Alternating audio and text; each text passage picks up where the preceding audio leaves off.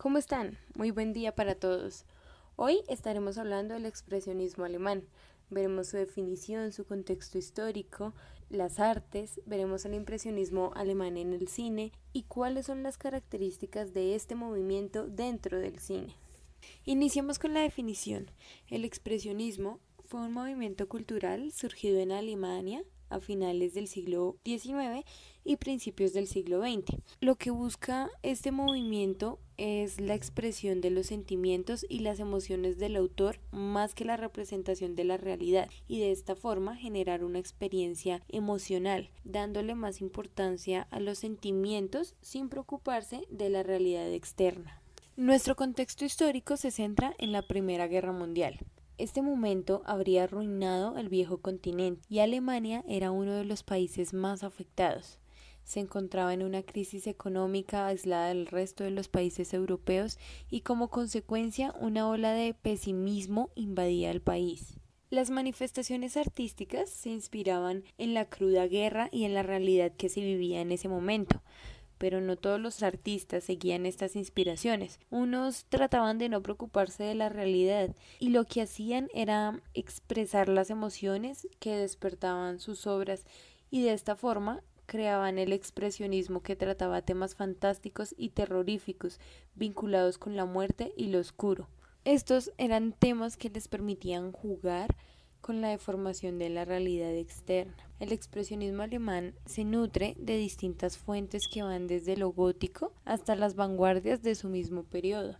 Dentro de las artes, el expresionismo se propagó en las distintas ramas que tiene esta, como lo son las pinturas, las artes plásticas, la literatura, el teatro, la fotografía y el cine. En las pinturas, los artistas plasmaban el realismo psicológico a través de una estética pasiva y angustiada. El artista más destacado fue Edvard Munch, un pintor noruego, y su obra más representativa fue El Grito, de 1893. Ahora revisaremos el expresionismo alemán en el cine. El cine alemán comienza a tener vida en noviembre de 1917, esto con el nacimiento de la UFA, Universum Film AG. Tras la entrada de los Estados Unidos en la Primera Guerra Mundial, las películas de este país se estaban expandiendo por todo el mundo, inculcando odio hacia Alemania, tanto en las personas neutrales como en los enemigos de este país. Los dirigentes alemanes llegaron a la conclusión de que solo una enorme organización podría contraatacar esta campaña. De esta forma, varias compañías cinematográficas apoyadas por el Banco Alemán se unen y conforman la UFA. El objetivo de esta era hacer propaganda a favor de Alemania. No solo hablaban de propaganda cinematográfica directa, sino que también de películas características de la cultura alemana y de filmes al servicio de la educación nacional.